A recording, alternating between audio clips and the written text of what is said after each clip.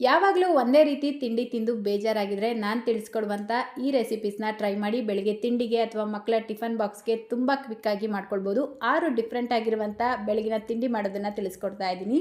ಖಾರ ಕಡುಬು, ಬನ್ ದೋಸೆ, ಹಳೆ ಕಾಲದಲ್ಲಿ ಮಾಡ್ತಾ ಇದ್ದಂಥ ಸಾಫ್ಟ್ ಆಗಿರುವಂಥ ದೋಸೆ, ಮಸಾಲೆ ಪೂರಿ, ಶಾವಿಗೆ ಇಡ್ಲಿ ಮತ್ತು ಹೆಸರು ಕಾಳನ್ನ ಉಪಯೋಗಿಸ್ಕೊಂಡು ಮಾಡುವಂಥ ಒಂದು ಹೆಲ್ತಿ ಬ್ರೇಕ್ಫಾಸ್ಟ್. ಒಂದಕ್ಕಿಂತ ಒಂದು ತುಂಬಾ ರುಚಿಯಾಗಿರುತ್ತೆ. ಸೊ ಬನ್ನಿ ಈಗ ಮಾಡೋದು ಯಾವ ರೀತಿ ಅಂತ ನೋಡೋಣ. ನಮ್ಮ ಮೊದಲನೇ ರೆಸಿಪಿ ಹಳೆ ಕಾಲದಲ್ಲಿ ಮಾಡ್ತಾ ಇದ್ದಂಥ ದೋಸೆ. ಇದಕ್ಕೆ ಯಾವುದೇ ರೀತಿ ಸೋಡಾ ಏನೋ ಉಪಯೋಗಿಸ್ತೀರಾ ಮಾಡುವಂಥ ಹೆಲ್ತಿ ಆ್ಯಂಡ್ ಟೇಸ್ಟಿಯಾದ ದೋಸೆ ಇದು. ತಿನ್ನೋದಕ್ಕೆ ಸಾಫ್ಟಾಗಿ ಹುಳಿ ಹುಳಿಯಾಗಿ ತುಂಬಾ ಚೆನ್ನಾಗಿರುತ್ತೆ. ಸೊ ಮಿಸ್ ಮಾಡ್ದಿರ ಈ ದೋಸೆ ರೆಸಿಪಿನ ಟ್ರೈ ಮಾಡಿ. ದೋಸೆ ಮಾಡ್ಕೊಳ್ಳೋದಕ್ಕೆ ಮೊದಲು ಅಕ್ಕಿ ನೆನೆಸಿಟ್ಕೊಳ್ಬೇಕು. ನಾನಿಲ್ಲಿ 2 ಕಪ್ ರೇಷನ್ ಅಕ್ಕಿನ ತೊಗೊಂಡಿದ್ದೀನಿ. ನೀವು ಯಾವ ಅಕ್ಕಿ ಬೇಕಾದರೂ ಉಪಯೋಗಿಸ್ಬೋದು. ಆದರೆ ರೇಷನ್ ಅಕ್ಕಿ ಉಪಯೋಗಿಸಿ ಮಾಡಿದ್ರೆ ದೋಸೆ ಸಾಫ್ಟಾಗಿ ತಿನ್ನೋದಕ್ಕೆ ಚೆನ್ನಾಗಿರುತ್ತೆ. ಈ ಅಕ್ಕಿನ ಒಂದು 2-3 ಸಲ ನೀಟಾಗಿ ತೊಳೆದ್ಬಿಟ್ಟು ಯಾವ ಕಪ್ಪಲ್ಲಿ ಅಕ್ಕಿ ಅಳತೆ ಮಾಡ್ಕೊಂಡಿದ್ರೋ ಅದೇ ಕಪ್ಪಲ್ಲೇ 1 ಕಪ್ ಮೊಸರು ಸೇರಿಸ್ಕೊಳ್ಬೇಕು. ಅದೇ ಕಪ್ಪಲ್ಲೇ ಅರ್ಧ ಕಪ್ ನೀರು ಸೇರಿಸ್ಕೊಳ್ತಾ ಇದ್ದೀನಿ. ನೀವು ಬೇಕಿದ್ರೆ ಮಜ್ಜಿಗೆ ಉಪಯೋಗಿಸ್ಬೋದು. ಮಜ್ಜಿಗೆ ಉಪಯೋಗಿಸ್ತೀರಾ ಅಂದರೆ ಅದೇ ಕಪ್ಪಲ್ಲೇ 2 ಕಪ್ ಸೇರಿಸ್ಕೊಳ್ಳಿ, ಕರೆಕ್ಟಾಗಿರುತ್ತೆ. ಈಗ ಇದನ್ನು ನೀಟಾಗಿ ಮಿಕ್ಸ್ ಮಾಡಿಕೊಂಡು 3-4 ಗಂಟೆ ನೆನೆಸಿಟ್ಕೊಳ್ಬೇಕು. ನೀವು ಬೇಕಿದ್ರೆ ರಾತ್ರಿನೂ ನೆನೆಸಿಟ್ಬಿಟ್ಟು ಬೆಳಗಿನ ಜಾವ ರುಬ್ಬಿ ದೋಸೆನ ಮಾಡ್ಕೊಳ್ಬೋದು. ನೋಡಿ, ಕರೆಕ್ಟಾಗಿ ನಾನಿಲ್ಲಿ 3 ಗಂಟೆ ಅಕ್ಕಿನ ನೆನೆಸಿಟ್ಟಿದ್ದೆ. ಅಕ್ಕಿ ಚೆನ್ನಾಗಿ ನೆಂದಿದೆ. ಈಗ ಇದನ್ನು ರುಬ್ಕೊಳ್ಬೇಕು. ಈ ಅಕ್ಕಿನ ಒಂದು ಮಿಕ್ಸರ್ ಜಾರ್ಗೆ ಸೇರಿಸ್ಕೊಂಡು ಸ್ವಲ್ಪ ನೀರು ಸೇರಿಸಿ ನುಣ್ಣಗೆ ರುಬ್ಕೊಳ್ಬೇಕು. ನೋಡಿ, ಆದಷ್ಟು ಈ ರೀತಿ ನುಣ್ಣಗೆ ರುಬ್ಕೊಂಡು ಒಂದು ಪಾತ್ರೆಗೆ ಸೇರಿಸ್ಕೊಳ್ಳಿ. ಈಗ ಅದೇ ಮಿಕ್ಸರ್ ಜಾರ್ಗೆ 1/4 ಕಪ್ ನೀರು ಸೇರಿಸ್ಕೊಂಡು ಮಿಕ್ಸ್ ಮಾಡಿ ಸೇರಿಸ್ಕೊಳ್ತಾ ಇದ್ದೀನಿ. ಇದಕ್ಕೇನೆ ಈಗ ರುಚಿಗೆ ತಕ್ಕಷ್ಟು ಉಪ್ಪು, ಅರ್ಧ ಟೀ ಸ್ಪೂನ್ ಜೀರಿಗೆ ಸೇರಿಸ್ಬಿಟ್ಟು ಮಿಕ್ಸ್ ಮಾಡ್ಕೊಳ್ತಾ ಇದ್ದೀನಿ. ಜೀರಿಗೆ ಸೇರಿಸ್ಕೊಳ್ಳೋದ್ರಿಂದ ಫ್ಲೇವರು ಚೆನ್ನಾಗಿರುತ್ತೆ, ಜೀರ್ಣ ಕೂಡ ಚೆನ್ನಾಗಾಗುತ್ತೆ. ನೋಡಿ, ದೋಸೆ ಹಿಟ್ಟಿನ ಕನ್ಸಿಸ್ಟೆನ್ಸಿ ಅನ್ನೋದು ಇದೇ ರೀತಿಯೇ ಇರಬೇಕು. ಜಾಸ್ತಿ ತೆಳುವಾಗೂ ಇರಬಾರ್ದು, ಜಾಸ್ತಿ ಗಟ್ಟಿಯಾಗೂ ಇರಬಾರ್ದು. ನಾರ್ಮಲ್ ಆಗಿ ದೋಸೆ ಹಿಟ್ಟು ರೆಡಿ ಮಾಡ್ಕೊಳ್ತೀರಾ ಅಲ್ವಾ, ಅದಕ್ಕಿಂತ ಒಂಚೂರು ತೆಳುವಾಗೆ ಮಾಡ್ಕೊಳ್ಳಿ. ಈಗ ಇದರ ಮೇಲ್ಗಡೆ ಒಂದು ತಟ್ಟೆ ಮುಚ್ಚಿಟ್ಬಿಟ್ಟು 1 ಗಂಟೆ ರೆಸ್ಟ್ ಮಾಡೋದಕ್ಕೆ ಬಿಡಬೇಕು. ನೋಡಿ, ಕರೆಕ್ಟಾಗಿ 1 ಗಂಟೆ ಇದನ್ನು ರೆಸ್ಟ್ ಮಾಡೋದಕ್ಕೆ ಬಿಟ್ಟಿದೆ. ಇದು ಚೆನ್ನಾಗಿ ಸೆಟ್ ಆಗಿರುತ್ತೆ. ಈಗ ಇದರಿಂದ ದೋಸೆಗಳನ್ನು ಮಾಡ್ಕೊಳ್ಬೋದು. ದೋಸೆ ಮಾಡ್ಕೊಳ್ಳೋದಕ್ಕೆ ತವಾನ ಮೀಡಿಯಂ ಫ್ಲೇಮಲ್ಲಿ ಚೆನ್ನಾಗಿ ಬಿಸಿ ಮಾಡಿಕೊಂಡು ಮೊದಲನೇ ದೋಸೆ ಮಾಡ್ಕೊಳ್ಳೋದಕ್ಕೆ ಮುಂಚೆ ಮಾತ್ರ ಎಣ್ಣೆ ಸ್ವಲ್ಪ ಹಚ್ಕೊಳ್ಳಿ. ನಾನಿಲ್ಲಿ ನಾನ್ ಸ್ಟಿಕ್ ತವಾನ ಉಪಯೋಗಿಸಿದ್ದೀನಿ. ನೀವು ಬೇಕಿದ್ರೆ ಕಬ್ಬಿಣದ ತವಾ ಮೇಲೂ ಮಾಡ್ಕೊಳ್ಬೋದು, ಚೆನ್ನಾಗಿ ಬರುತ್ತೆ. ಈಗ ದೋಸೆಗಳನ್ನು ಮಾಡ್ಕೊಳ್ಬೇಕು. ಈ ದೋಸೆನ ತುಂಬ ಜಾಸ್ತಿ ಸ್ಪ್ರೆಡ್ ಮಾಡಬಾರ್ದು. ಈ ರೀತಿ ಸ್ವಲ್ಪ ಮಂದವಾಗೆ ಮಾಡ್ಕೊಳ್ಬೇಕು. ಅಂದರೆ ಈ ಸೆಟ್ ದೋಸೆ ಎಲ್ಲ ಮಾಡ್ಕೊಳ್ತೀರಾ ನೋಡಿ, ಆ ರೀತಿ ಮಾಡ್ಕೊಳ್ಳಿ. ಇದರ ಮೇಲ್ಗಡೆ ಮುಚ್ಚಿಟ್ಬಿಟ್ಟು ಮೀಡಿಯಂ ಫ್ಲೇಮಲ್ಲಿ ದೋಸೆನ ಬೇಯಿಸ್ಕೊಳ್ಬೇಕು. ಮುಚ್ಚಿಟ್ಟಿಲ್ಲ ಅಂದರೆ ಮೇಲ್ಗಡೆ ಲೇಯರ್ ಎಲ್ಲ ಡ್ರೈ ಆಗಿಬಿಡುತ್ತೆ. ಸೊ ಮುಚ್ಚಿಟ್ಬಿಟ್ಟೆ ಮಾಡಬೇಕು, ಆವಾಗಲೇ ಸಾಫ್ಟಾಗಿ ಬರೋದು. ಈಗ ದೋಸೆನ ಉಲ್ಟಾ ಮಾಡಿಕೊಂಡು ಎಣ್ಣೆ ಹಚ್ಕೊಳ್ತಾ ಇದ್ದೀನಿ. ಎಣ್ಣೆ ಪೂರ್ತಿಯಾಗಿ ಆಪ್ಷನಲ್. ಎಣ್ಣೆ ಬೇಡ ಅಂದರೆ ಇದೇ ರೀತಿಯೇ ನೀವು ದೋಸೆನ ಮಾಡ್ಕೊಳ್ಬೋದು. ನೋಡಿ, 2 ಕಡೆ ಬೇಯಿಸಿ ತೊಗೊಂಡ್ರೆ ದೋಸೆ ರೆಡಿಯಾಗುತ್ತೆ. ಇದೇ ರೀತಿ ಉಳಿದಿರುವಂಥ ಎಲ್ಲ ದೋಸೆಗಳನ್ನು ಮಾಡ್ಕೊಳ್ಬೇಕು. ನೋಡಿ, ಮೊದಲನೇ ದೋಸೆ ಮಾಡಬೇಕಾದ್ರೆ ಮಾತ್ರ ತವಾಗೆ ಎಣ್ಣೆ ಹಚ್ಕೊಂಡ್ರೆ ಸಾಕು. ಎಲ್ಲ ದೋಸೆಗೂ ಹಚ್ಚೋ ಅವಶ್ಯಕತೆ ಇಲ್ಲ. ಎಣ್ಣೆ ಹಚ್ಚಿಲ್ಲ ಆದರೂ ನೀವು ನೋಡ್ಬೋದು ದೋಸೆ ಎಷ್ಟು ಚೆನ್ನಾಗಿ ಬರುತ್ತೆ ಅಂತ. ಇದೇ ರೀತಿಯೇ ನೀವು ಮಾಡ್ಕೊಳ್ಳಿ. ಈ ದೋಸೆನ ನೀವು ಬೆಳಗ್ಗೆ ತಿಂಡಿಗೆ ಅಥವಾ ಲಂಚ್ ಬಾಕ್ಸಿಗೆ ತೊಗೊಂಡೋದ್ರು ಇದೇ ರೀತಿ ಸಾಫ್ಟಾಗೇ ಇರುತ್ತೆ, ಗಟ್ಟಿ ಆಗೋದಿಲ್ಲ. ಈ ದೋಸೆಗೆ ಬೆಸ್ಟ್ ಕಾಂಬಿನೇಷನ್ ಅಂದರೆ ಕಾಯಿ ಚಟ್ನಿ. ಕಾಯಿ ಚಟ್ನಿ ರೆಸಿಪಿ ಈಗಾಗಲೇ ನಾನು ಶೇರ್ ಮಾಡಿದ್ದೀನಿ. ಲಿಂಕ್ ಬೇಕಿದ್ರೆ ಡಿಸ್ಕ್ರಿಪ್ಷನ್ ಬಾಕ್ಸಲ್ಲಿ ಕೊಟ್ಟಿರ್ತೀನಿ, ನೋಡ್ಬೋದು. ದೋಸೆ ನೋಡಿ ಎಷ್ಟು ಸಾಫ್ಟಾಗಿದೆ ಅಂತ. ತಿನ್ನೋದಕ್ಕೂ ಅಷ್ಟೇ ಬಹಳ ರುಚಿಯಾಗಿರುತ್ತೆ. ಸೊ ಮಿಸ್ ಮಾಡ್ದಿರ ಈ ರೆಸಿಪಿನ ಒಂದ್ಸಲ ಟ್ರೈ ಮಾಡಿ.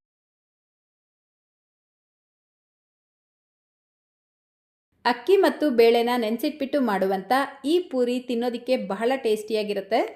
ಇದು ಹಳೆ ಕಾಲದಲ್ಲಿ ಮಾಡ್ತಾ ಇದ್ದಂಥ ರೆಸಿಪಿ. ನೀವು ಇದನ್ನು ಟೇಸ್ಟ್ ಮಾಡಿದ್ರಾ ಇಲ್ವಾ ಅನ್ನೋದನ್ನು ತಿಳಿಸಿ. ಅದೇ ರೀತಿ ಇದನ್ನು ಕೆಲವರು ವಡೆ ಅಂತ ಕರೀತಾರೆ, ಇನ್ನು ಕೆಲವರು ವೈಟ್ ಪೂರಿ ಅಂತಲೂ ಕರೀತಾರೆ. ನಿಮ್ಮ ಕಡೆ ಇದನ್ನು ಏನಂತ ಕರೀತಾರೆ ಅನ್ನೋದನ್ನು ಪ್ಲೀಸ್ ಕಮೆಂಟ್ ಮಾಡಿ ತಿಳಿಸಿ. ಮೊದಲು ಈ ರೆಸಿಪಿ ಮಾಡ್ಕೊಳ್ಳೋದಕ್ಕೆ ಅಕ್ಕಿ ನೆನೆಸಿಟ್ಕೊಳ್ಬೇಕು. ನಾನಿಲ್ಲಿ 1 ಕಪ್ ರೇಷನ್ ಅಕ್ಕಿನ ಉಪಯೋಗಿಸಿದ್ದೀನಿ. ನೀವು ಬೇಕಿದ್ರೆ ನಾರ್ಮಲ್ ಸೋನಾ ಮಸೂರಿ ಅಕ್ಕಿ ಅಥವಾ ದೋಸೆ ಅಕ್ಕಿ ಕೂಡ ಉಪಯೋಗಿಸ್ಬೋದು. ಅದೇ ಕಪ್ಪಲ್ಲೇ ಅರ್ಧ ಕಪ್ ತೊಗರಿ ಬೇಳೆನ ಸೇರಿಸ್ಬಿಟ್ಟು ಇದನ್ನು ನೀಟಾಗಿ ತೊಳ್ಕೊಳ್ಳಿ. ನೋಡಿ, ಈ ರೀತಿ ನೀಟಾಗಿ ತೊಳ್ಕೊಂಡು ಮತ್ತೆ ನೀರು ಹಾಕಿ ಇದನ್ನು 2 ಅಥವಾ 3 ಗಂಟೆ ನೆನೆಸಿಟ್ಕೊಳ್ಬೇಕು. ನೋಡಿ, ಕರೆಕ್ಟಾಗಿ ನಾನಿಲ್ಲಿ 2 ಗಂಟೆ ಇದನ್ನು ನೆನೆಸಿಟ್ಕೊಂಡಿದ್ದೆ. ಅಕ್ಕಿ ಮತ್ತು ಬೇಳೆ ಚೆನ್ನಾಗಿ ನೆಂದಿದೆ. ಈಗ ಇದರಲ್ಲಿರುವಂಥ ನೀರೆಲ್ಲ ತೆಗೆದುಬಿಟ್ಟು ಸೈಡಿಗೆ ತೆಗೆದಿಟ್ಕೊಳ್ಳಿ. ನೆಕ್ಸ್ಟ್ ಈಗ ಒಂದು ಮಿಕ್ಸರ್ ಜಾರ್ ತೊಗೊಂಡು ಅರ್ಧ ಟೀ ಸ್ಪೂನ್ ಜೀರಿಗೆ, 7ರಿಂದ 8 ಎಸ್ಲು ಬೆಳ್ಳುಳ್ಳಿ ಸೇರಿಸ್ಕೊಳ್ತಾ ಇದ್ದೀನಿ. ಬೆಳ್ಳುಳ್ಳಿ ಸೇರಿಸ್ಕೊಳ್ಳೋದ್ರಿಂದ ಫ್ಲೇವರ್ ಚೆನ್ನಾಗಿರುತ್ತೆ. ಬೆಳ್ಳುಳ್ಳಿ ಬೇಡ ಅಂದರೆ ಈರುಳ್ಳಿ ಬೇಕಿದ್ರೂ ಉಪಯೋಗಿಸ್ಬೋದು. ಈಗ 4 ಅಥವಾ 3 ಒಣಮೆಣಸಿನ್ಕಾಯಿನ ಸೇರಿಸ್ಬಿಟ್ಟು ಸ್ವಲ್ಪ ಕೊತ್ತಂಬರಿ ಸೊಪ್ಪು, 1/4 ಕಪ್ ಫ್ರೆಶ್ ಆಗಿರುವಂಥ ತೆಂಗಿನಕಾಯಿನ ಸೇರಿಸ್ಕೊಳ್ತಾ ಇದ್ದೀನಿ. ತೆಂಗಿನಕಾಯಿ ಸೇರಿಸಿ ಮಾಡೋದ್ರಿಂದ ರುಚಿ ಚೆನ್ನಾಗಿರುತ್ತೆ. ಬೇಡ ಅಂದರೆ ಸ್ಕಿಪ್ ಮಾಡ್ಕೊಳ್ಬೋದು. ಈಗ ಇದನ್ನು ಸ್ವಲ್ಪ ತರ್ತರಿಯಾಗಿ ರುಬ್ಕೊಳ್ಳಿ. ನೋಡಿ, ಈ ರೀತಿ ರುಬ್ಕೊಂಡಿರುವಂಥ ಇದೇ ಮಿಕ್ಸರ್ ಜಾರ್ಗೆ ನಾವು ನೆನೆಸಿಟ್ಕೊಂಡಿರುವಂಥ ಅಕ್ಕಿ ಮತ್ತು ಬೇಳೆನ ಸೇರಿಸ್ಕೊಳ್ಬೇಕು. ಈ ರೀತಿ ಪೂರ್ತಿ ಬೇಳೆ ಮತ್ತು ಅಕ್ಕಿನ ಸೇರಿಸ್ಬಿಟ್ಟು ರುಚಿಗೆ ತಕ್ಕಷ್ಟು ಉಪ್ಪು ಸೇರಿಸಿ ಮೊದಲು ರುಬ್ಕೊಳ್ಳಿ, ನೀರು ಸೇರಿಸ್ಕೊಳ್ಬಾರ್ದು. ನೋಡಿ, ಈ ರೀತಿ ರುಬ್ಕೊಂಡು ಈಗ ಸ್ವಲ್ಪ ನೀರು ಸೇರಿಸ್ಕೊಂಡು ರುಬ್ಕೊಳ್ಬೇಕು. ಅಂದರೆ 1/4 ಕಪ್ಗಿಂತ ಸ್ವಲ್ಪ ಕಡಿಮೆನೇ ಸೇರಿಸ್ಕೊಳ್ಳಿ. ಇದಕ್ಕೆ ನೀರು ಜಾಸ್ತಿ ಉಪಯೋಗಿಸ್ಬಾರ್ದು, ಸ್ವಲ್ಪ ಗಟ್ಟಿಯಾಗೇ ಇರಬೇಕು. ನಾರ್ಮಲ್ ಆಗಿ ಮಸಾಲೆ ವಡೆ ಮಾಡ್ಕೊಳ್ತೀರಾ ಅಲ್ವಾ, ಆ ಕನ್ಸಿಸ್ಟೆನ್ಸಿಯಲ್ಲಿ ಮಾಡ್ಕೊಳ್ಳಿ. ಪೂರ್ತಿ ನುಣ್ಣಗೆ ರುಬ್ಕೊಳ್ಬಾರ್ದು. ನೋಡಿ, ಈ ರೀತಿ ಸ್ವಲ್ಪ ತರ್ತರಿಯಾಗಿ ರುಬ್ಕೊಂಡು ಒಂದು ಬಟ್ಲಿಗೆ ಸೇರಿಸ್ಕೊಳ್ಳಿ. ಈಗ ಈ ರೀತಿ ಒಂದು ಟಿಫನ್ ಬಾಕ್ಸ್ ಅಥವಾ ಒಂದು ಬಟ್ಲು ತಗೊಂಡು ಒಂದು ಒದ್ದೆ ಮಾಡ್ಕೊಂಡಿರುವಂಥ ಕಾಟನ್ ಬಟ್ಟೆನ ತಗೊಳ್ಳಿ. ಇದರ ಜೊತೆಗೇ ಒಂದು ಬಟ್ಲಲ್ಲಿ ಸ್ವಲ್ಪ ನೀರು ಇಟ್ಕೊಂಡು ಕೈ ಒದ್ದೆ ಮಾಡ್ಕೊಳ್ತಾ ಪೂರಿಗಳನ್ನು ಇದರ ಮೇಲ್ಗಡೆ ತಟ್ಕೊಳ್ಬೇಕು. ಸ್ವಲ್ಪ ಮೀಡಿಯಮ್ ಥಿಕ್ನೆಸ್ಸಲ್ಲಿ ತಟ್ಕೊಳ್ಳಿ, ತುಂಬ ತೆಳುವಾಗಿ ಮಾಡ್ಕೊಳ್ಬಾರ್ದು. ನೋಡಿ, ಈ ರೀತಿ ನಿಧಾನಕ್ಕೆ ಇದನ್ನು ತೆಗೆದು ಮೀಡಿಯಮ್ ಆಗಿ ಬಿಸಿಯಾಗಿರುವಂಥ ಎಣ್ಣೆಗೆ ಹಾಕ್ಬಿಟ್ಟು ಮೀಡಿಯಮ್ ಫ್ಲೇಮಲ್ಲೇ ಫ್ರೈ ಮಾಡ್ಕೊಳ್ಬೇಕು. ಒಂದು ಕಡೆ ಚೆನ್ನಾಗಿ ಉಬ್ಬಿದ ತಕ್ಷಣ ಉಲ್ಟಾ ಮಾಡಿ ಹಾಕ್ಬಿಟ್ಟು ಇನ್ನೊಂದು ಕಡೆನೂ ಫ್ರೈ ಮಾಡ್ಕೊಳ್ಳಿ. ಲೋ ಫ್ಲೇಮ್ನಲ್ಲಿ ಮಾಡೋಕ್ಕೆ ಹೋಗಬೇಡಿ. ಲೋ ಫ್ಲೇಮ್ನಲ್ಲಿ ಮಾಡಿದ್ರೆ ಇದು ಜಾಸ್ತಿ ಎಣ್ಣೆ ಕುಡಿಯುತ್ತೆ. ಅದೇ ರೀತಿ ಹೈ ಫ್ಲೇಮಲ್ಲಿ ಮಾಡಿದ್ರೆ ಒಳಗಡೆ ಸರಿಯಾಗಿ ಬೇಯಲ್ಲ. ಸೊ ಮೀಡಿಯಮ್ ಫ್ಲೇಮಲ್ಲೇ ಬೇಯಿಸ್ಕೊಳ್ಳಿ. ಪೂರಿ ನೋಡ್ತಾ ಇದ್ದೀರಾ ಅಲ್ವಾ ಎಷ್ಟು ಚೆನ್ನಾಗಿ ಉಬ್ಬಿ ಬರ್ತಾ ಇದೆ ಅಂತ. ತಿನ್ನೋದಕ್ಕಂತೂ ಬಹಳ ರುಚಿಯಾಗಿರುತ್ತೆ ಸ್ನೇಹಿತರೆ. ಇದೇ ರೀತಿ ಉಳಿದಿರುವಂಥ ಎಲ್ಲ ಪೂರಿಗಳನ್ನು ಮಾಡ್ಕೊಳ್ಬೇಕು. ಎಣ್ಣೆಗೆ ಹಾಕಬೇಕಾದ್ರೆ ಸ್ವಲ್ಪ ಹುಷಾರು. ಪ್ರತಿಯೊಂದು ಪೂರಿನೂ ಇದೇ ರೀತಿಯೇ ಉಬ್ಬಿ ಬರುತ್ತೆ. ತಿನ್ನೋದಕ್ಕಂತೂ ಬಹಳ ರುಚಿಯಾಗಿರುತ್ತೆ. ಬಿಸಿ ಬಿಸಿ ಪೂರಿ ಜೊತೆಗೆ ಕಾಯಿ ಚಟ್ನಿ ಅಥವಾ ಶೇಂಗಾ ಚಟ್ನಿನ ಮಾಡ್ಕೊಳ್ಳಿ, ಚೆನ್ನಾಗಿರುತ್ತೆ.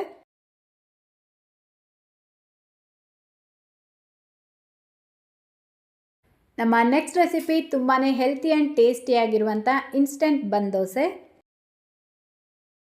ಈ ಬನ್ ದೋಸೆ ಮಾಡ್ಕೊಳ್ಳೋದಕ್ಕೆ ನಾನಿಲ್ಲಿ 1 ಕಪ್ ಹೆಸರುಬೇಳೆ ತೊಗೊಂಡಿದ್ದೀನಿ. ಇದನ್ನು ನೀಟಾಗಿ ತೊಳ್ಕೊಂಡು ಈ ಬೇಳೆ ಮುಳುಗೋ ಅಷ್ಟು ನೀರು ಸೇರಿಸಿ 1 ಗಂಟೆ ಇದನ್ನು ನೆನೆಸಿಟ್ಕೊಳ್ಬೇಕು. ನೋಡಿ, ಕರೆಕ್ಟಾಗಿ 1 ಗಂಟೆಗೆ ಹೆಸರುಬೇಳೆ ಚೆನ್ನಾಗಿ ನೆಂದಿರುತ್ತೆ. ಈಗ ಇದರಲ್ಲಿರುವಂಥ ನೀರೆಲ್ಲ ಸಪ್ರೇಟ್ ಮಾಡಿಬಿಟ್ಟು ಬೇಳೆನ ಮಾತ್ರ ಒಂದು ಮಿಕ್ಸರ್ ಜಾರ್ಗೆ ಸೇರಿಸ್ಕೊಳ್ಳಿ. ಇದಕ್ಕೇನೆ 2 ಟೇಬಲ್ ಸ್ಪೂನ್ ಅಕ್ಕಿ ಹಿಟ್ಟು, ಮನೇಲೇ ಮಾಡಿರೋದು ಅಥವಾ ಅಂಗಡಿ ಅಕ್ಕಿ ಹಿಟ್ಟು ಯಾವುದು ಬೇಕಾದರೂ ಉಪಯೋಗಿಸ್ಬೋದು. 1 ಕಪ್ ಹೆಸರುಬೇಳೆಗೆ 2 ಟೇಬಲ್ ಸ್ಪೂನ್ ಅಕ್ಕಿ ಹಿಟ್ಟು ಕರೆಕ್ಟಾಗಿರುತ್ತೆ. ಯಾವ ಕಪ್ಪಲ್ಲಿ ಹೆಸರುಬೇಳೆ ನೆನೆಸಿಟ್ಕೊಂಡಿದ್ರೋ ಅದೇ ಕಪ್ಪಲ್ಲೇ ಅರ್ಧ ಕಪ್ ನೀರು ಸೇರಿಸ್ಬಿಟ್ಟು ಇದನ್ನು ನುಣ್ಣಗೆ ರುಬ್ಕೊಳ್ಬೇಕು. ಸ್ವಲ್ಪ ಗಟ್ಟಿಯಾಗಿ ರುಬ್ಕೊಳ್ಳಿ. ನೋಡಿ, ಈ ರೀತಿ ಸ್ವಲ್ಪ ಗಟ್ಟಿಯಾಗಿ ರುಬ್ಕೊಂಡು ಒಂದು ಮಿಕ್ಸಿಂಗ್ ಬೌಲ್ಗೆ ಸೇರಿಸ್ಕೊಳ್ಳಿ. ಇದರ ಕನ್ಸಿಸ್ಟೆನ್ಸಿ ಅನ್ನೋದು ಈ ರೀತಿಯೇ ಇರಬೇಕು, ಜಾಸ್ತಿ ತೆಳುವಾಗಿ ಮಾಡ್ಕೊಳ್ಬಾರ್ದು. ಈಗ ಇದಕ್ಕೆ ತರಕಾರಿಗಳನ್ನು ಸೇರಿಸ್ಕೊಳ್ತಾ ಇದ್ದೀನಿ. ಮೀಡಿಯಮ್ ಸೈಜ್ದು 1 ಟೊಮೆಟೊ, 1 ಕಪ್ ಕ್ಯಾಪ್ಸಿಕಮ್, ಸಣ್ಣದಾಗಿ ಕಟ್ ಮಾಡ್ಕೊಂಡಿರುವಂಥ 1 ಕಪ್ ಕ್ಯಾರೆಟ್, ಸಣ್ಣದಾಗಿ ಕಟ್ ಮಾಡ್ಕೊಂಡಿರುವಂಥ ಮೀಡಿಯಮ್ ಸೈಜ್ದು 2 ಈರುಳ್ಳಿ, ಮೆಣಸಿನ್ಕಾಯಿ 4, ಶುಂಠಿ 1 ಇಂಚು, ಕೊತ್ತಂಬರಿ ಸೊಪ್ಪು ಮತ್ತು ಕರಿಬೇವನ್ನ ಸೇರಿಸ್ಕೊಳ್ಳಿ. ಕರಿಬೇವನು ಅಷ್ಟೇ ಸಣ್ಣದಾಗಿ ಕಟ್ ಮಾಡಿಬಿಟ್ಟು ಸೇರಿಸ್ಕೊಳ್ಬೇಕು. ಈಗ ಅರ್ಧ ಟೀ ಸ್ಪೂನ್ ಜೀರಿಗೆ, ರುಚಿಗೆ ತಕ್ಕಷ್ಟು ಉಪ್ಪು ಹಾಕ್ಬಿಟ್ಟು ಇದನ್ನು ಚೆನ್ನಾಗಿ ಮಿಕ್ಸ್ ಮಾಡ್ಕೊಳ್ಳಿ. ನೀರು ಸೇರಿಸ್ಕೊಳ್ಬಾರ್ದು. ಎಲ್ಲ ತರಕಾರಿಗಳನ್ನು ಸೇರಿಸಿ ಮಾಡುವಂಥ ಈ ಬನ್ ದೋಸೆ ತಿನ್ನೋದಕ್ಕಂತೂ ಬಹಳ ರುಚಿಯಾಗಿರುತ್ತೆ. ನಿಮ್ಮ ಮಕ್ಕಳು ಟಿಫನ್ ಬಾಕ್ಸ್ಗೆ ಏನಾದರೂ ಕೊಟ್ಟು ಕಳಿಸಿದ್ರೆ ಖಂಡಿತ ಟಿಫನ್ ಬಾಕ್ಸ್ ಖಾಲಿ ಮಾಡ್ಕೊಂಡು ಬರ್ತಾರೆ. ಸೊ ನೋಡಿ, ಈ ರೀತಿ ಚೆನ್ನಾಗಿ ಮಿಕ್ಸ್ ಮಾಡಿಬಿಟ್ಟು ಈಗ ಇದಕ್ಕೆ ಈನೋ ಸೇರಿಸ್ಕೊಳ್ತಾ ಇದ್ದೀನಿ, ಒಂದು ಅರ್ಧ ಟೀ ಸ್ಪೂನ್ ಅಷ್ಟು. ಈನೋ ಇಲ್ಲ ಅಂದರೆ ನೀವು ಬೇಕಿದ್ರೆ ಅಡುಗೆ ಸೋಡಾ ಕೂಡ ಉಪಯೋಗಿಸ್ಬೋದು. ಸೋಡಾ ಈನೋ ಉಪಯೋಗಿಸೋದಕ್ಕೆ ಇಷ್ಟ ಇಲ್ಲ ಅಂದರೆ ಬೇಕಿದ್ರೆ ಸ್ಕಿಪ್ ಮಾಡ್ಕೊಳ್ಬೋದು. ಆದರೆ ಇದು ಫ್ಲಫಿಯಾಗಿ ಬರೋದಿಲ್ಲ, ಸ್ವಲ್ಪ ಗಟ್ಟಿಯಾಗಿ ಬರುತ್ತೆ. ಸೊ ಈಗ ಬನ್ ದೋಸೆ ಮಾಡ್ಕೊಳ್ಳೋದಕ್ಕೆ ಬೇಕಾಗಿರುವಂಥ ಹಿಟ್ಟು ರೆಡಿಯಾಗಿದೆ. ನಾನಿಲ್ಲಿ ಒಂದು ಪ್ಯಾನ್ ಬಿಸಿಗೆ ಇಟ್ಕೊಂಡು ಅರ್ಧ ಟೀ ಸ್ಪೂನ್ ಎಣ್ಣೆ ಸೇರಿಸ್ಕೊಳ್ತಾ ಇದ್ದೀನಿ. ನೀವು ಬೇಕಿದ್ರೆ ತವಾ ಮೇಲೆ ಕೂಡ ಮಾಡ್ಕೊಳ್ಬೋದು. ಈಗ ರೆಡಿ ಮಾಡ್ಕೊಂಡಿರುವಂಥ ದೋಸೆ ಹಿಟ್ಟು 2 ಸೌಟಷ್ಟು ಸೇರಿಸ್ಬಿಟ್ಟು ಲೋ ಟು ಮೀಡಿಯಮ್ ಫ್ಲೇಮಲ್ಲಿ ಒಂದು ಲಿಡ್ನ ಕ್ಲೋಸ್ ಮಾಡಿಬಿಟ್ಟು ಬೇಯಿಸ್ಕೊಳ್ಬೇಕು. ಇದನ್ನು ಸ್ಪ್ರೆಡ್ ಮಾಡಬಾರ್ದು. ಈ ರೀತಿ ರೌಂಡಾಗಿ ಬನ್ ಶೇಪಲ್ಲೇ ಇರಬೇಕು, ಆವಾಗಲೇ ನೋಡೋದಕ್ಕೂ ಚೆನ್ನಾಗಿರುತ್ತೆ. ನೋಡಿ, ಕರೆಕ್ಟಾಗಿ 2 ನಿಮಿಷಕ್ಕೆ ಇದರ ಮೇಲ್ಗಡೆ ಇರುವಂಥ ಹಿಟ್ಟೆಲ್ಲ ಈ ರೀತಿ ಪೂರ್ತಿಯಾಗಿ ಡ್ರೈ ಆಗಿರುತ್ತೆ. ಈಗ ಉಲ್ಟಾ ಮಾಡಿ ಹಾಕ್ಬಿಟ್ಟು ಮತ್ತೆ ಎಣ್ಣೆ ಅಥವಾ ತುಪ್ಪ ಹಾಕಿ 1ರಿಂದ 2 ನಿಮಿಷ ಬೇಯಿಸ್ಕೊಳ್ಬೇಕು. ತುಂಬ ಮಂದ ಇರತ್ತಲ್ವ, ಸೊ ಬೇಯೋದಕ್ಕೆ ಸ್ವಲ್ಪ ಟೈಮ್ ಹಿಡಿಸುತ್ತೆ. ಅಷ್ಟೇ, ಈಗ ಬನ್ ದೋಸೆ ರೆಡಿಯಾಗಿದೆ. ಉಳಿದಿರುವಂಥ ಬನ್ ದೋಸೆ ನೀವು ಇದೇ ರೀತಿಯೇ ಮಾಡ್ಕೊಳ್ಳಿ. ಇದನ್ನು ಶೇಂಗಾ ಚಟ್ನಿ ಅಥವಾ ಕಾಯಿ ಚಟ್ನಿ ಜೊತೆಗೆ ಟೇಸ್ಟ್ ಮಾಡಿ, ಬಹಳ ರುಚಿಯಾಗಿರುತ್ತೆ. ಬೆಳಗ್ಗೆ ತಿಂಡಿಗೆ ಅಥವಾ ಮಕ್ಕಳ ಟಿಫನ್ ಬಾಕ್ಸ್ಗೆ ಈ ರೀತಿ ರುಚಿಯಾಗಿ ಆರೋಗ್ಯಕರವಾಗಿರುವಂಥ ಆಹಾರನ ಮಾಡಿ ಕೊಟ್ಟು ಕಳಿಸಿದ್ರೆ ಖಂಡಿತ ಮಕ್ಕಳು ಟಿಫನ್ ಬಾಕ್ಸ್ನ ಖಾಲಿ ಮಾಡ್ಕೊಂಡು ತೊಗೊಂಬರ್ತಾರೆ. ಯಾಕಂದರೆ ಇದರ ರುಚಿ ಅಷ್ಟು ಚೆನ್ನಾಗಿರುತ್ತೆ. ಮೊದಲು ಈ ತಿಂಡಿನ ಮಾಡ್ಕೊಳ್ಳೋದಕ್ಕೆ ಹೆಸರು ಕಾಳನ್ನ ನೆನೆಸಿಟ್ಕೊಳ್ಬೇಕು. 4ರಿಂದ 5 ಗಂಟೆ ನೆನೆಸಿಟ್ಕೊಳ್ಳಿ, ಅಥವಾ ರಾತ್ರಿ ಇಡೀ ನೆನೆಸಿಟ್ಬಿಟ್ಟು ಬೆಳಗ್ಗೆ ಬೇಕಿದ್ರೂ ಮಾಡ್ಕೊಳ್ಬೋದು. ನೋಡಿ, ಕರೆಕ್ಟಾಗಿ 4-5 ಗಂಟೆಗೆ ಹೆಸರು ಕಾಳು ಚೆನ್ನಾಗಿ ನೆಂದಿರುತ್ತೆ. ಈಗ ಇದನ್ನು ಸೈಡಿಗೆ ತೆಗೆದಿಟ್ಕೊಂಡು ಯಾವ ಕಪ್ಪಲ್ಲಿ ಹೆಸರು ಕಾಳು ಅಳತೆ ಮಾಡ್ಕೊಂಡಿದ್ರೋ ಅದೇ ಕಪ್ಪಲ್ಲೇ 1 ಕಪ್ ಗಟ್ಟಿ ಅವಲಕ್ಕಿನ ತೊಳೆದ್ಬಿಟ್ಟು ನೆನೆಸಿಟ್ಕೊಳ್ಬೇಕು. ಒಂದು 15 ನಿಮಿಷ ಮುಂಚೆ ನೆನೆಸಿಟ್ಕೊಂಡ್ರೆ ಸಾಕು. ಪೇಪರ್ ಅವಲಕ್ಕಿ ಬೇಕಿದ್ರೂ ಉಪಯೋಗಿಸ್ಬೋದು. ಪೇಪರ್ ಅವಲಕ್ಕಿ ಉಪಯೋಗಿಸ್ತೀರಾ ಅಂದರೆ ನೆನೆಸಿಡೋ ಅವಶ್ಯಕತೆ ಇಲ್ಲ, ಜಸ್ಟ್ ವಾಶ್ ಮಾಡಿಬಿಟ್ಟು ಸೇರಿಸ್ಕೊಳ್ಬೋದು. ನೋಡಿ, ಕರೆಕ್ಟಾಗಿ 15 ನಿಮಿಷಕ್ಕೆ ನಾವು ನೆನೆಸಿಟ್ಟಿರುವಂಥ ಅವಲಕ್ಕಿ ಚೆನ್ನಾಗಿ ನೆಂದಿರುತ್ತೆ. ಈಗ ಒಂದು ಮಿಕ್ಸರ್ ಜಾರ್ ತೊಗೊಂಡು ಮೊದಲೇ ನೆನೆಸಿಟ್ಕೊಂಡಿರುವಂಥ ಹೆಸರು ಕಾಳನ್ನ ಸೇರಿಸ್ಕೊಳ್ಬೇಕು. ನೀರೆಲ್ಲ ತೆಗೆದುಬಿಟ್ಟು ಬರೀ ಹೆಸರು ಕಾಳು ಮಾತ್ರ ಸೇರಿಸ್ಕೊಳ್ಳಿ. ಇದರ ಜೊತೆಗೇನೆ ನೆನೆಸಿಟ್ಟಿರುವಂಥ ಅವಲಕ್ಕಿ ಕೂಡ ಸೇರಿಸ್ಕೊಳ್ತಾ ಇದ್ದೀನಿ. ನೀರು ಸೇರಿಸಬಾರ್ದು, ಬರೀ ಅವಲಕ್ಕಿ ಮಾತ್ರ ಸೇರಿಸ್ಕೊಳ್ಳಿ. ಈಗ 1 ಇಂಚು ಶುಂಠಿ, 2 ಮೆಣಸಿನ್ಕಾಯಿನ ಸೇರಿಸ್ಬಿಟ್ಟು ಸ್ವಲ್ಪ ನೀರು ಸೇರಿಸ್ಕೊಂಡು ರುಬ್ಕೊಳ್ಬೇಕು. ಜಾಸ್ತಿ ನೀರು ಸೇರಿಸ್ಕೊಳ್ಬಾರ್ದು. ನೋಡಿ, ಈ ರೀತಿ ಸ್ವಲ್ಪ ಗಟ್ಟಿಯಾಗಿ ರುಬ್ಕೊಂಡು ಒಂದು ಬಟ್ಲಿಗೆ ಸೇರಿಸ್ಕೊಳ್ತಾ ಇದ್ದೀನಿ. ಇದರ ಜೊತೆಗೇನೆ ಒಂಚೂರು ನೀರು ಸೇರಿಸ್ಕೊಳ್ಳಿ.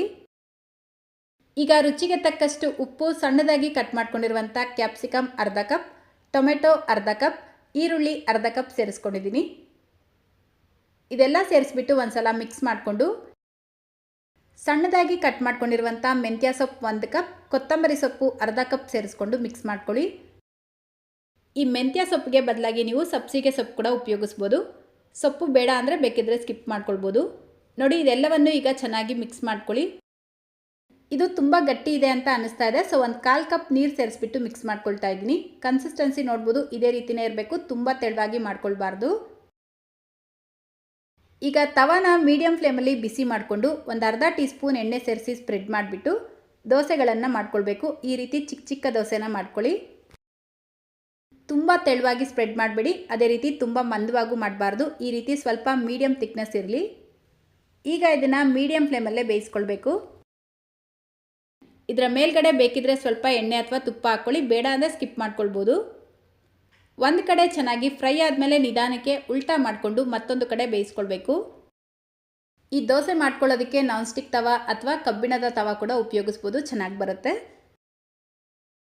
ಸೊ ನೋಡಿ, ಎರಡೂ ಕಡೆ ಈ ರೀತಿ ಚೆನ್ನಾಗಿ ಬೇಯಿಸ್ಕೊಂಡು ತಗೊಂಡ್ರೆ ತುಂಬ ಹೆಲ್ತಿ ಆ್ಯಂಡ್ ಟೇಸ್ಟಿಯಾಗಿರುವಂಥ ಹೆಸರುಕಾಳು ದೋಸೆ ರೆಡಿಯಾಗುತ್ತೆ. ಇದಕ್ಕೆ ಯಾವುದೇ ರೀತಿ ಸೈಡ್ ಡಿಶ್ ಇಲ್ಲ ಅಂದರೂ ತಿನ್ಬೋದು, ಚೆನ್ನಾಗಿರುತ್ತೆ. ಹಂಗೂ ನಿಮಗೆ ಬೇಕು ಅಂತ ಅನಿಸಿದ್ರೆ ಕಾಯಿ ಚಟ್ನಿ, ಸಾಂಬಾರ್ ಅಥವಾ ಟೊಮೆಟೊ ಕೆಚಪ್ ಜೊತೆಲೂ ತಿನ್ಬೋದು, ಚೆನ್ನಾಗಿರುತ್ತೆ.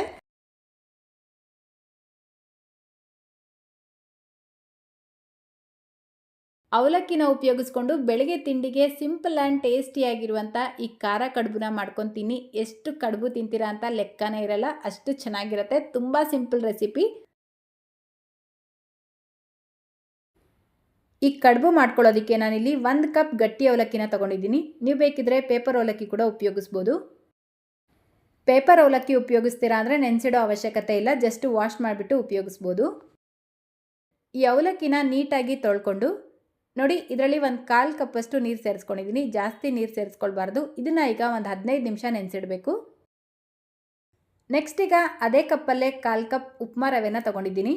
ಅಂದರೆ ಚಿರೋಟಿ ರವೆ ಎಲ್ಲ ಸ್ವಲ್ಪ ದಪ್ಪ ಇರುತ್ತಲ್ವ, ಆ ರವೆನ ಉಪಯೋಗಿಸ್ಬೇಕು. ಇದರ ಜೊತೆಗೇ ಅದೇ ಕಪ್ಪಲ್ಲೇ 1/4 ಕಪ್ ಮೊಸರು ಸೇರಿಸ್ಬಿಟ್ಟು ಇದನ್ನು ನೀಟಾಗಿ ಮಿಕ್ಸ್ ಮಾಡಿ ಇದನ್ನು ಒಂದು 15 ನಿಮಿಷ ನೆನೆಸಿಡಬೇಕು. ನೋಡಿ, ಕರೆಕ್ಟಾಗಿ 15 ನಿಮಿಷಕ್ಕೆ ನಾವು ನೆನೆಸಿಟ್ಟಿರುವಂಥ ರವೆ ಮತ್ತು ಅವಲಕ್ಕಿ ಎಲ್ಲ ಚೆನ್ನಾಗಿ ನೆಂದಿರುತ್ತೆ. ಅವಲಕ್ಕಿ ನೋಡಿ ಈ ರೀತಿ ಸ್ವಲ್ಪ ಉದುರುದ್ರಾಗಿರಬೇಕು, ಜಾಸ್ತಿ ನೀರು ಸೇರಿಸ್ಬಿಟ್ಟು ತುಂಬ ಹೊತ್ತು ನೆನೆಸಿಡಬಾರ್ದು. ಈಗ ಇದರ ಜೊತೆಗೇ ನೆನೆಸಿಟ್ಕೊಂಡಿರುವಂಥ ರವೆನೂ ಸೇರಿಸ್ಕೊಂಡು ಸಣ್ಣದಾಗಿ ಕಟ್ ಮಾಡ್ಕೊಂಡಿರುವಂಥ ಮೆಣಸಿನ್ಕಾಯಿ 2, ಸ್ವಲ್ಪ ಕೊತ್ತಂಬರಿ ಸೊಪ್ಪು, ರುಚಿಗೆ ತಕ್ಕಷ್ಟು ಉಪ್ಪು ಸೇರಿಸ್ಬಿಟ್ಟು ಇದೆಲ್ಲವನ್ನು ಚೆನ್ನಾಗಿ ಮಿಕ್ಸ್ ಮಾಡ್ಕೊಳ್ಬೇಕು, ನೀರು ಸೇರಿಸ್ಕೊಳ್ಬಾರ್ದು. ನೋಡಿ, ಈ ರೀತಿ ಅಕ್ಕಿ ರೊಟ್ಟಿಗೆಲ್ಲ ಮಿಕ್ಸ್ ಮಾಡ್ಕೊಳ್ತೀರಾ ಅಲ್ವಾ, ಅದೇ ರೀತಿ ಇದನ್ನು ಚೆನ್ನಾಗಿ ಮಿಕ್ಸ್ ಮಾಡಿಬಿಟ್ಟು ಈ ರೀತಿ ಹೋಲ್ಸ್ ಇರುವಂಥ ಪ್ಲೇಟ್ಗೆ ಎಣ್ಣೆ ಹಚ್ಕೊಳ್ತಾ ಇದ್ದೀನಿ. ಈ ರೀತಿ ಪ್ಲೇಟ್ ಇಲ್ಲ ಅಂದರೆ ಇಡ್ಲಿ ಮಾಡುವಂಥ ಪ್ಲೇಟ್ಸ್ ಬೇಕಿದ್ರೂ ಉಪಯೋಗಿಸ್ಬೋದು. ಈಗ ಇದನ್ನು ನಿಮ್ಗೆ ಯಾವ ಶೇಪಲ್ಲಿ ಬೇಕೋ ಆ ಶೇಪಲ್ಲಿ ಮಾಡ್ಕೊಳ್ಬೋದು. ನಾನಿಲ್ಲಿ ಚಿಕ್ಕ ಚಿಕ್ಕ ಇಡ್ಲಿ ಆಕಾರದಲ್ಲಿ ಮಾಡ್ಕೊಳ್ತಾ ಇದ್ದೀನಿ. ನೋಡಿ ಈ ರೀತಿ ಚಿಕ್ಕ ಚಿಕ್ಕದಾಗಿ ಮಾಡ್ಕೊಂಡ್ರೆ ಆಯಿತು. ನೀವು ಬೇಕಿದ್ರೆ ರೌಂಡಾಗೂ ಮಾಡ್ಕೊಳ್ಬೋದು. ಅಷ್ಟೇ ನೋಡಿ, ಎಲ್ಲ ಕಡುಬು ರೆಡಿಯಾಗಿದ್ದ ತಕ್ಷಣ ಈಗ ಇಡ್ಲಿ ಪಾತ್ರೆಯಲ್ಲಿ ನೀರು ಬಿಸಿಗೆ ಇಟ್ಕೊಂಡಿದ್ದೀನಿ. ನೀರು ಈ ರೀತಿ ಕುದೀತಾ ಇರಬೇಕಾದ್ರೆ ಈ ರೆಡಿ ಮಾಡ್ಕೊಂಡಿರುವಂಥ ಪ್ಲೇಟ್ ಇದರ ಮೇಲ್ಗಡೆ ಇಟ್ಟು ಲಿಡ್ನ ಕ್ಲೋಸ್ ಮಾಡಿ ಕರೆಕ್ಟಾಗಿ 10 ರಿಂದ 15 ನಿಮಿಷ ಲೋ ಟು ಮೀಡಿಯಂ ಫ್ಲೇಮಲ್ಲಿ ಬೇಯಿಸ್ಕೊಳ್ಬೇಕು. ನೋಡಿ ಕರೆಕ್ಟಾಗಿ 15 ನಿಮಿಷಕ್ಕೆ ಕಡುಬು ಚೆನ್ನಾಗಿ ಬೆಂದಿರುತ್ತೆ. ಈಗ ಇದನ್ನು ಆಚೆ ತೆಗೆದಿಟ್ಟು ಗ್ಯಾಸ್ ಸ್ಟವ್ ಮೇಲೆ ಒಂದು ಪ್ಯಾನ್ ಇಟ್ಕೊಂಡು 3 ಟೇಬಲ್ ಸ್ಪೂನ್ ಎಣ್ಣೆ ಸೇರಿಸ್ಕೊಳ್ಳಿ.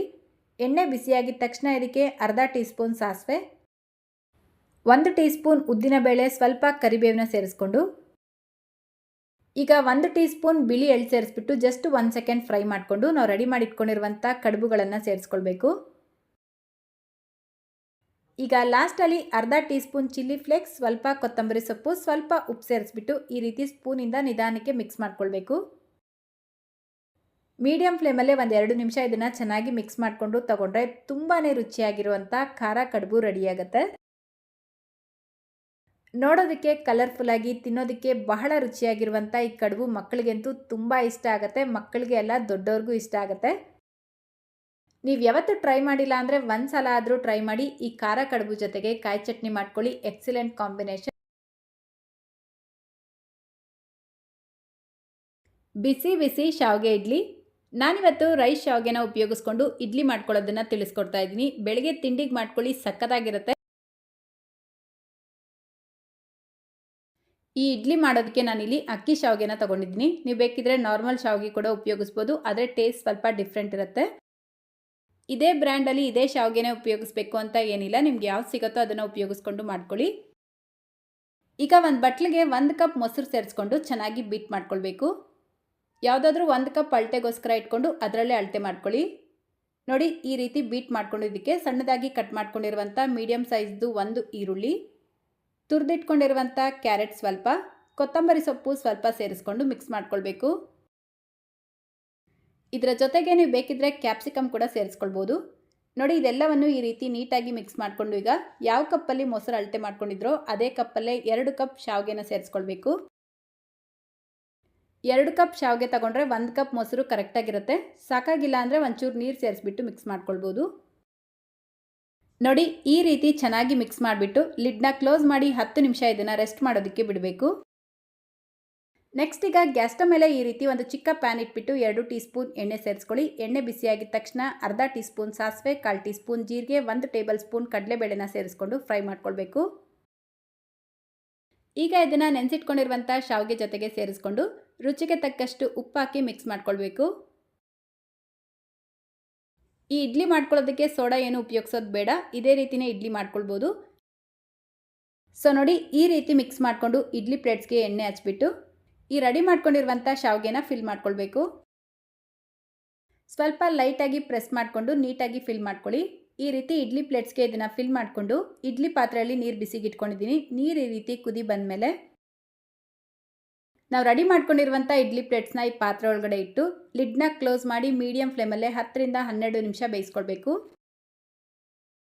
ನೋಡಿ ಕರೆಕ್ಟಾಗಿ 10 ನಿಮಿಷಕ್ಕೆ ಇಡ್ಲಿ ಚೆನ್ನಾಗಿ ಬೆಂದಿರುತ್ತೆ. ಈಗ ಇಡ್ಲಿ ಪ್ಲೇಟ್ಸ್ನ ಆಚೆ ತೆಗೆದಿಟ್ಟು ಸ್ವಲ್ಪ ತಣ್ಣಗಾದ್ಮೇಲೆ ಅಂದರೆ ಕೈಯಲ್ಲಿ ಮುಟ್ಟೋ ಅಷ್ಟು ಬಿಸಿ ಇರಬೇಕಾದ್ರೆ ಈ ರೀತಿ ನಿಧಾನಕ್ಕೆ ಕೈಯಲ್ಲಿ ತೆಗೆದ್ರೆ ಈಸಿಯಾಗಿ ಡಿಮೋಲ್ಡ್ ಆಗುತ್ತೆ. ನೋಡ್ಬೋದು ನೀವು ಇಡ್ಲಿ ಪ್ಲೇಟ್ಸ್ಗೆ ಸ್ವಲ್ಪನೂ ಇದು ಅಂಟ್ಕೊಂಡಿಲ್ಲ. ತುಂಬಾ ಈಸಿ ಆ್ಯಂಡ್ ಟೇಸ್ಟಿ ರೆಸಿಪಿ ಇದು. ಚಿಕ್ಕ ಮಕ್ಕಳಿಗಂತೂ ಈ ಇಡ್ಲಿ ತುಂಬ ಇಷ್ಟ ಆಗುತ್ತೆ, ಯಾಕಂದರೆ ನೋಡೋದಕ್ಕೆ ಸ್ವಲ್ಪ ಡಿಫ್ರೆಂಟ್ ಆಗಿದೆ ಅಲ್ವಾ. ತಿನ್ನೋದಕ್ಕೂ ಅಷ್ಟೇ ತುಂಬಾ ಟೇಸ್ಟಿಯಾಗಿರುತ್ತೆ. ಇದರ ಜೊತೆಗೆ ಕಾಯಿ ಚಟ್ನಿ ಅಥವಾ ಕಡಲೆ ಬೀಜ ಚಟ್ನಿ ಮಾಡ್ಕೊಳ್ಳಿ, ತುಂಬ ರುಚಿಯಾಗಿರುತ್ತೆ. ಮಕ್ಕಳ ಲಂಚ್ ಬಾಕ್ಸ್ಗೆ ನೀವು ಮಾಡಿ ಕೊಟ್ಟು ಕಳಿಸಿದ್ರೆ ಖಂಡಿತ ಖಾಲಿ ಮಾಡ್ಕೊಂಡು ಬರ್ತಾರೆ. ಸೊ ಮಿಸ್ ಮಾಡ್ದಿರ ಈ ರೆಸಿಪಿನ ಒಂದು ಸಲ ಆದರೂ ಟ್ರೈ ಮಾಡಿ. ಇವತ್ತಿನ ಈ ರೆಸಿಪಿ ನಿಮ್ಗೆ ಇಷ್ಟ ಆಗಿದೆ ಅಂತ ಅಂದ್ಕೊಳ್ತೀನಿ. ಇಷ್ಟ ಆಗಿದ್ರೆ ನಿಮ್ಮ ಮನೆಗಳಲ್ಲಿ ಟ್ರೈ ಮಾಡಿ, ಅನಿಸಿಕೆ ಅಭಿಪ್ರಾಯಗಳನ್ನು ಕಮೆಂಟ್ ಮಾಡಿ ತಿಳಿಸಿ. ವಿಡಿಯೋಗೆ ಇನ್ನೂ ಲೈಕ್ ಮಾಡಿಲ್ಲ ಅಂದರೆ ಪ್ಲೀಸ್ ಒಂದು ಲೈಕ್ ಮಾಡಿ, ಶೇರ್ ಮಾಡಿ. ನಮ್ಮ ಚಾನಲ್ನ ಇದೇ ಮೊದಲನೇ ಸಲ ನೋಡ್ತಾ ಇದ್ದರೆ ಸಬ್ಸ್ಕ್ರೈಬ್ ಮಾಡಿಕೊಂಡು ಬೆಲ್ಲೈಕನ್ನ ಕ್ಲಿಕ್ ಮಾಡಿ, ಆಲ್ ಅನ್ನೋ ಆಪ್ಷನ್ನ ಕ್ಲಿಕ್ ಮಾಡ್ಕೊಳ್ಳಿ. ಇದೇ ರೀತಿ ಮತ್ತೊಂದು ಟೇಸ್ಟಿ ಆ್ಯಂಡ್ ಹೆಲ್ತಿ ರೆಸಿಪಿಯೊಂದಿಗೆ ಸಿಗೋಣ. Thank you.